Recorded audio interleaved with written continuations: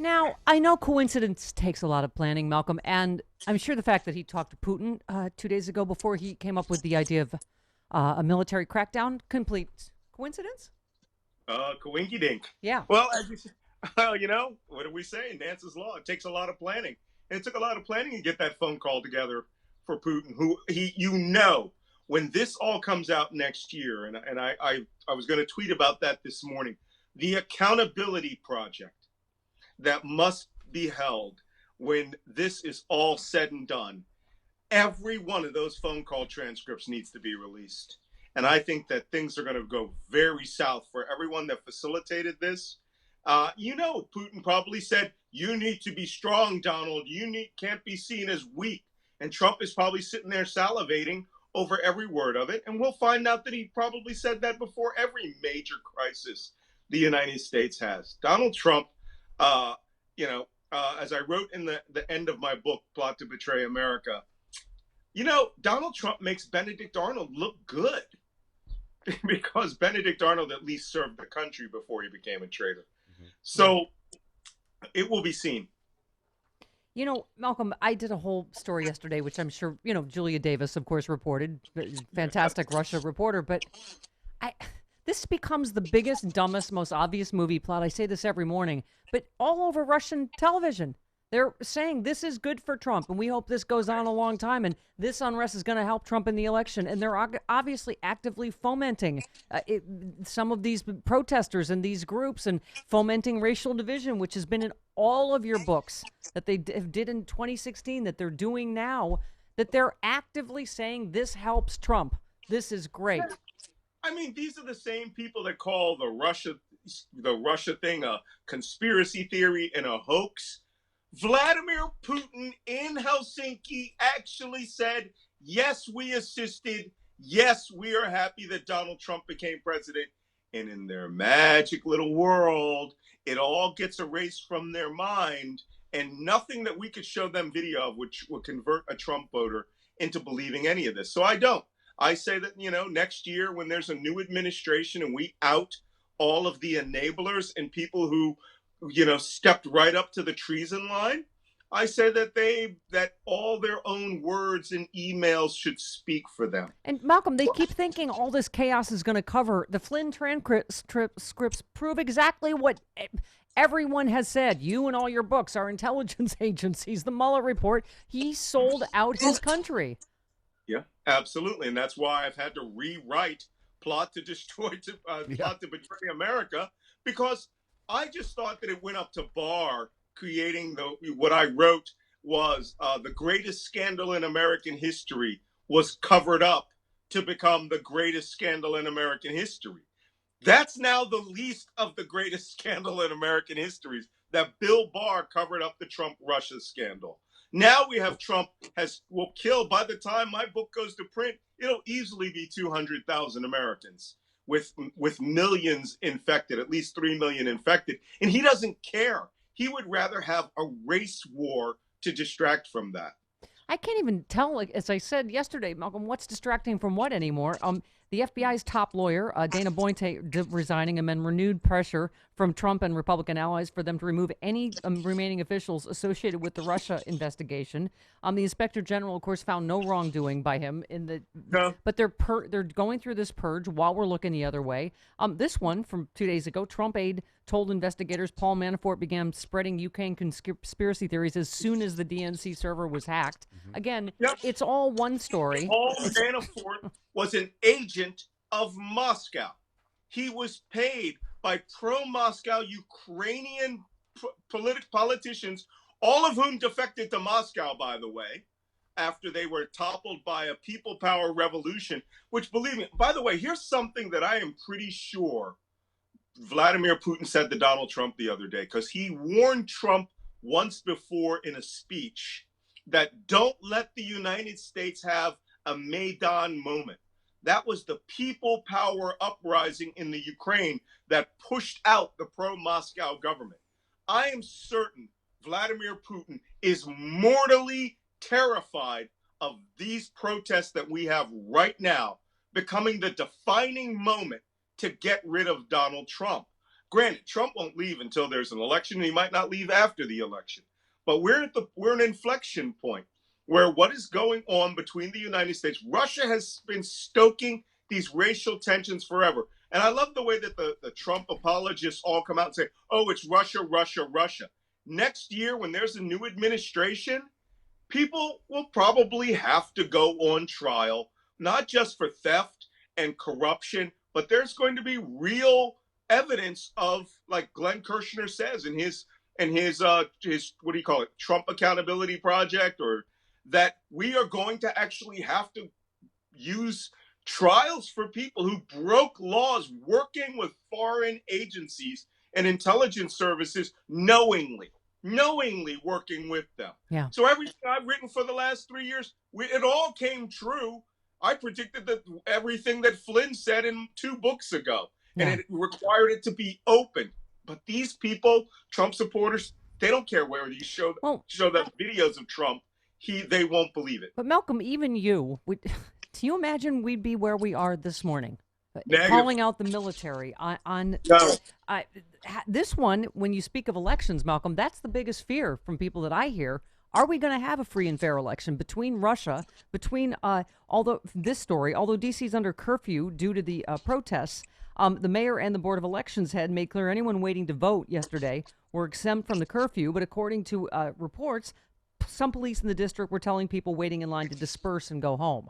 At this point, we're like, is he going to try to declare martial law and cancel the election? Is he going to, impose curfews? I mean, is he going to blow up the post office, stop vote by mail? I mean, Malcolm, you still seem like you believe in the power of the people, and I want to too. I do. And I believe in the power of the Constitution. The Constitution doesn't say the election cannot not be held. It must be held. That's not going to be his game. You got to understand the ideology Trump really believes in is a constitutional form of fascism, a constitutional monarchy, where the Constitution will exist, but the Bill of Rights will exist only for his supporters.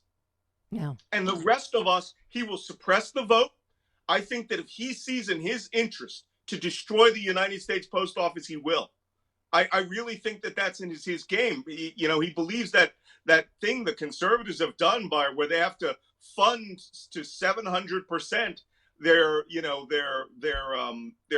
retirement package, and if that collapses the post office, the head of UPS or some other agents, FedEx are coming and saying, we'll take it and run it like a business. If that means that those ballots won't go out, I think he'll do that. But I also feel that, look, we're seeing that with the military. In Los Angeles, they wouldn't join in the protest, but they took a knee. One of the National Guard units. The armed forces of the United States is almost 50% minority, and they will not turn guns on American citizens. They will follow lawful orders. But I suspect we're going to get to the point where you're going to find people will no longer obey those orders. And today, one other thing I mentioned, I sent a tweet out yesterday where I called the Secretary of Defense, the Chairman of the Joint Chiefs of Staff, and the Secretary of the Army out for the use of a medical helicopter to put downwash on the protesters at 200 feet. Yeah. At that altitude, a water bottle could knock that helicopter down. Trash flowing up into its rotors and its engines could have crashed that helicopter onto protesters. That they used a Red Cross marked helicopter to do that requires congressional investigation. Turns out the IG of the Pentagon is now opening an inquiry into that. Yeah. The Red Cross complained they used a protective symbol. There are people in the armed forces who will obey an unlawful order. Whoever the pilot was should have said, I'm sorry, I'm not doing that. That's an unlawful order. Get me a Black Hawk with no Red Cross markings. But they did it. And we need to be prepared as the people to pressure them. Esper had to come and address that this morning on the news. The pressure is mounting on the armed forces not to go after the American citizenry. Yeah. This insane tweet from Tom Cotton that you retweeted, when he tweeted, let's see how tough these Antifa terrorists are when they're facing off with the 101st Airborne Division. You said report this tweet for threatening violence. I mean, and Trump retweeted that and said, "Thank you, Tom. Good idea." I mean, go on Twitter right now. Look up Tom Cotton's tweet. If it's still there, I want you all to report it right now. He is threatening violence. The 101st Airborne Division will not conduct lethal operations or any operation against U.S. citizens other than putting a row of bodies and giving breaks to the people who were up there in the Secret Service. Nixon did this. The images of armed soldiers at fixed bayonets around the Pentagon during the Vietnam War is one of the most iconic images in the world, where the woman puts the daisy into the barrel of the gun. Yeah. Donald Trump does not want that picture.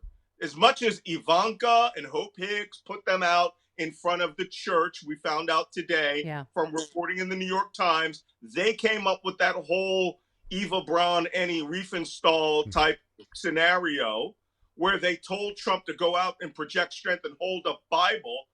Armed soldiers in front of the White House, that will be the end of it. Because what you'll have is 50% of those soldiers may lawfully disobey those orders because they're unlawful orders if they are told to do anything other than support the civil police Didn't that force. tell you, that one picture, Malcolm, speaking of iconic pictures, tell you everything you need to know yesterday? The military in full riot gear and military standing in front of Abraham Lincoln, guarding the Lincoln Monument from the people, from peaceful protesters. Wait, stop. Protesting racial inequality.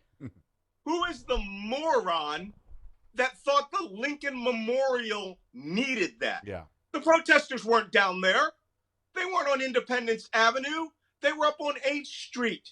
That was done deliberately. He specifically wanted that iconography of Lincoln, of all the presidents. I mean, come on. If you got a good argument of going over, to the World War II memorial, but the Lincoln Memorial, Lincoln would have had those soldiers fighting the morons who were toting guns in militias.